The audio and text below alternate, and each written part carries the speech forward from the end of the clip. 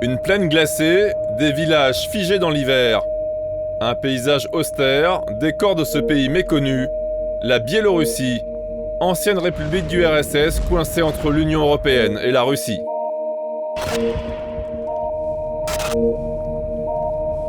Minsk, la capitale du dernier pays d'Europe à vivre selon le modèle soviétique. Ici, les monuments grandioses et la statue de Lénine se côtoient. Un décor qui se laisse depuis peu envahir par les magasins occidentaux, un pays tenu d'une main de fer depuis 16 ans par cet homme, Alexander Loukachenko. Si vous criez, je pars et je reprends ma route. Ceux qui ont été emprisonnés, ils ont demandé à l'aide. Autoritaire dans les paroles, implacable dans les faits, Alexander Loukachenko s'est arrogé tous les pouvoirs. Il s'est fait réélire tous les 4 ans lors de mascarades électorales où la moindre tentative d'opposition se fait brutalement réprimer. Accusé d'être le dernier dictateur d'Europe, il est interdit de séjour dans l'Union européenne et aux États-Unis. Depuis peu, il a aussi perdu le soutien de son seul allié, la Russie. Alors pour sauver sa peau, Loukachenko a promis à l'Europe d'organiser des élections libres.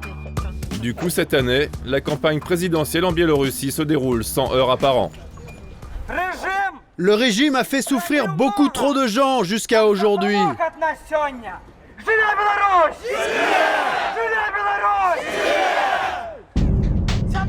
C'était il y a 2 semaines sur la place centrale de Minsk. Pour la première fois, 3 candidats d'opposition organisent une manifestation.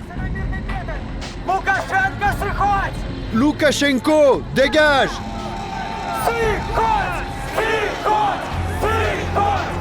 Symbole des bonnes résolutions du pouvoir, la police n'intervient pas. Et un peu plus loin, les militants d'un autre parti annoncent un événement incroyable dans le pays. Aujourd'hui, le pouvoir nous donne 30 minutes en direct à la télé. Venez voir le candidat Neklayev à la télévision avec nous. Pour attirer les passants, un écran est sorti sur le trottoir. Bonsoir, je suis Vladimir Neklayev. Je suis candidat à la présidence de la Biélorussie.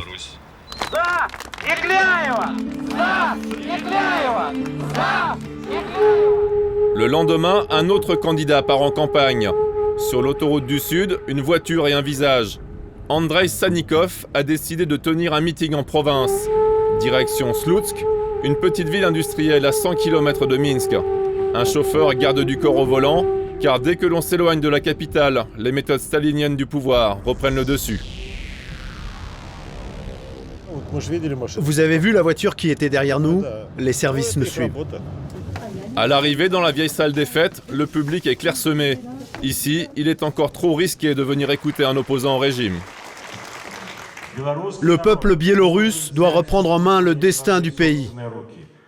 L'ambiance s'alourdit rapidement car une partie du public est en service commandé. Méthode soviétique, ces hommes imbibés d'alcool ont été payés pour saboter le meeting. Vous allez les augmenter les salaires, hein? Vous n'avez pas de programme électoral. Vous n'avez pas d'équipe capable de mener une politique. Comment croyez-vous pouvoir diriger un pays?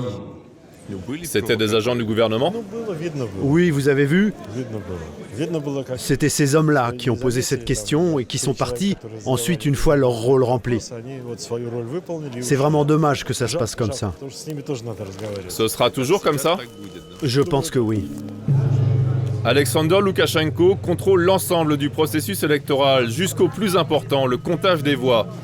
Ce que ne peuvent que constater impuissants les observateurs de l'Organisation pour la coopération et la sécurité en Europe, chargée du contrôle de l'élection. Le plus important souci que nous ayons, c'est que les observateurs indépendants puissent surveiller le comptage des voix correctement. Jusqu'à présent, ils devaient se tenir si loin des tables de décompte qu'ils ne pouvaient même pas voir les croix ou les signes sur les bulletins. Alexander Loukachenko n'a pas la moindre envie de rendre les clés de son paradis post-soviétique.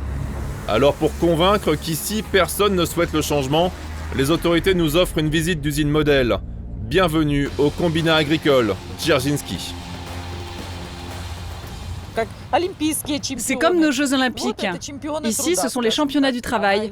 Elle, vous voyez, elle a même reçu la médaille du président pour son travail. Il faut bien stimuler les gens, n'est-ce pas? Et les récompenser pour leur labeur. Nous sommes prévenus, nous ne verrons pas les employés, et quand elles retrouvent la chef de production, elles mettent leur plan de visite au point. Dis quelque chose sur la technologie, que le commissaire européen est passé. Et on fait vite, hein. On entre là, on fait 2 couloirs, et c'est fini. Tout va donc aller très vite. Allez, on y va. On ne verra que des couloirs impeccables, des installations ultra modernes et des employés bien équipés à qui bien sûr on ne pourra poser aucune question. Ils travaillent dur, mais le salaire est bon. Allez, on y va. Vous savez, si les gens viennent travailler, s'ils s'investissent dans la production, s'il n'y a pas de grève, qu'ils ne quittent pas l'entreprise, ça veut quand même dire que les gens sont satisfaits, et des conditions de travail, et des salaires. La visite de l'usine idéale est vite expédiée. Irina nous conduit ensuite au magasin idéal, à l'entrée de la ville. Vous voyez, nous sommes autosuffisants, avec des produits de qualité. Nos serveuses sont belles et élégantes, et les clients, vous voyez, ils sont tous contents. Bon, on y va ? La Biélorussie est donc officiellement un pays merveilleux où tout le monde est heureux. Retour à Minsk, dans l'enfer du décor. Des locaux très discrets où nous rencontrons les rares dissidents actifs de ce régime d'un autre temps. Vous travaillez caché ? On déménage tous les 6 mois, car dès que les propriétaires savent que nous sommes d'opposition, ils appellent la police qui fait annuler le bail. Natalia et les collaborateurs du site d'opposition Charte 97 ont choisi cette vie quasi clandestine. Ils vivent sous une menace permanente, une menace bien réelle. En septembre dernier, un des leurs a été retrouvé pendu. Là, c'est Oleg, quand il se fait arrêter lors d'une manifestation à Minsk. Quand il y a eu une perquisition au bureau dans le courant du mois de mars, il a reçu des menaces de la police qui a essayé de l'embarquer. Et on l'a trouvé pendu le 13 septembre dernier. Version officielle, un suicide. Mais pour Natalia et ses amis, les autorités biélorusses se sont encore une fois débarrassées d'un opposant. Je pense qu'ils l'ont tué parce que notre site d'information gêne le pouvoir. La Biélorussie est un pays ovni en Europe, le seul à être dirigé sans partage depuis 16 ans par le même homme. Pour les élections de la semaine prochaine, une seule question se pose. Combien de temps Alexander Loukachenko pourra-t-il tenir encore, seul, contre le monde entier ?